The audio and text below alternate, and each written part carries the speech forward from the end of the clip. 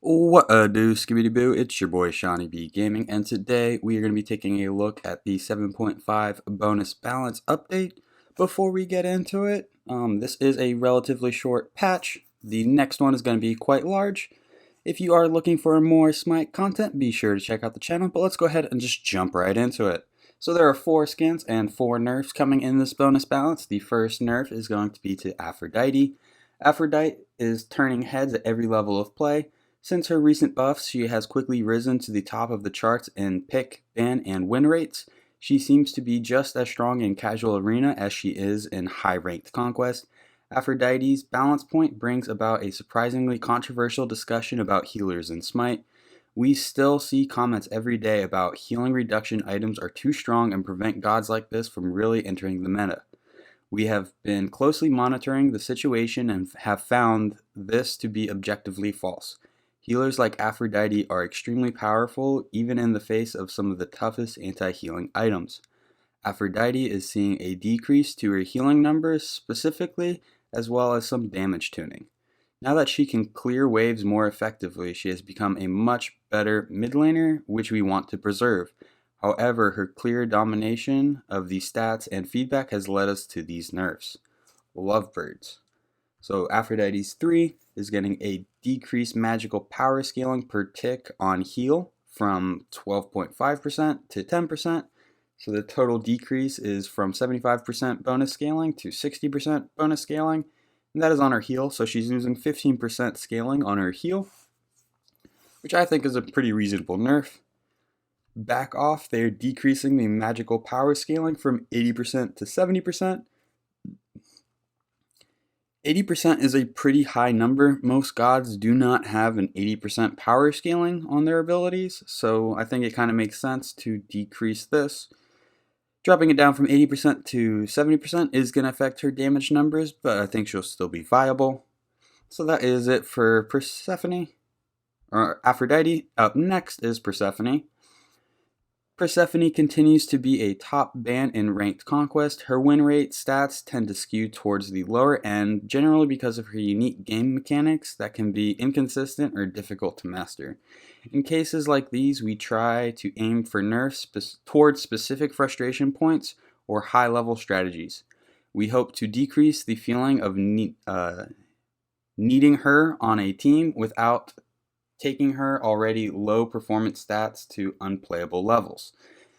This nerf focus on her life after death passive, which has extremely strong applications in specific scenarios. So her pomegranate seeds decrease the amount of damage Persephone does while in her undead state from 50% to 40%, and then in 7.6, this next upcoming patch, Persephone is now slowed by 20% for the duration of this effect. This specific change will occur when the full Cthulhu patch 7.6 goes live, that is on the 16th. It requires additional support that cannot be done through normal bonus balance. So Persephone, she is a pretty difficult character to play. In the SPL, she is highly contested because she is very effective at what she does if you can master her and use your team around it. I think these changes are nerfs, but it shouldn't change how she's played all too much. And the third god getting nerfs on this bonus balance is going to be RAIJIN. The drums of war are sounding in the mid lane. RAIJIN's lane clear on his first 2 abilities has been a highly impactful balance point on him in the past. The recent buffs have brought him into a good spot, but the team has seen a specific point in the game where he tends to overperform. His level 5 base damage on his ultimate is causing RAIJIN to secure kills even when the fight is seemingly going against his favor. We are tuning down this damage with the hope of keeping him relevant while opening up the god pool to more mage choices. So the Taiko drums, base damage per shot, it used to be 120 scaling up to 240. Now it's going to be 100 scaling up to 240. So the level 20 damage from your ult is not going to change, but the level 5 and then all the levels in between, there's going to be a slight reduction on the damage numbers. Shiba Donkey is the last god getting a nerf. No stun, no problem. XBALANQUE has maintained some of the consistently highest win rates and pick rates since his branching bolas buff earlier this year. Even without a stun, his ultimate is one of the strongest in the game.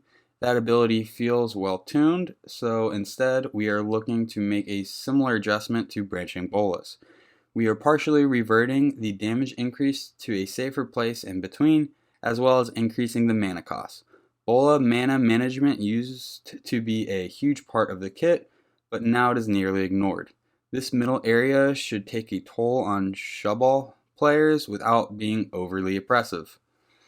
So XBALANQUE branching bola, decreased damage on branched bolas from 40 to 35%, so 5% nerf. Increased mana cost per shot, so it was 3 scaling to 15, now it is 5 scaling to 15. So it's going to cost a little bit more mana and do a little bit less damage. So this patch is coming out today. Let's go ahead and take a look at the skins that are coming out. We have the Caustic Skies Nuwa, and this is going to be a Grim Omens skin. So let's go ahead and listen to the voice pack. Are you ready to feel the warmth? The Atom welcomes you. And then after that, we have the Vamp Tech Camazotz, which is also going to be a Grim Omens event, or Grim Omens skin. And legends belong to the past. Technology is the future. I think this skin, in theory, looks great. I don't know how it's going to actually look in game and on Camazotz. Up next is the spell Chanter Apollo, which is exclusive to the Adventuring Collection. Let's go ahead and listen to this one. I command the primal forces of the universe! Okay, and I think the best skin of the patch is going to be this Wave Rider Awilix, which unfortunately is only going to be available in the Summer Bash chest. Alright friends, I have so many new tricks to show you all. Just wait and see. Okay, well that was it for the bonus balance that is coming live on June 2nd. Let me know which nerf you think was the most reasonable. Let me know your thoughts on the skins. If you enjoyed the video, please give it a thumbs up. If you want to see some more Smite content, please check out the channel. I upload 6 to 7 times a week, and I upload games, add some commentary, and the whole intent is to see what went right and what went wrong, and maybe reduce that Smite learning curve for somebody. This video was a little short for YouTube standards, so I went ahead and added 2 clips at the end of Baba Yaga and Conquest mid. So we can see we are making a rotation over left. We see Pele's pretty weak. We're probably going to be able to get her here. And that is 1. Next we're going to make a rotation. These guys are really far pushed up and pretty weak. We do have our ultimate. We're going to go ahead and ult. XBALANQUE uses his dash and then runs back towards our minions, so we should be able to get him here. That is the XBALANQUE. We're going to get our 1 off onto the center. Fafnir. Vulcan is here. We're going to have to turn around and deal with him. Get a little bit of poke. That is a Cupid ult. We get some more poke. Vulcan is able to get our Cupid. We do have our teammate here, so we're just going to keep sticking to Vulcan. That way? And then we get him with the L-cast.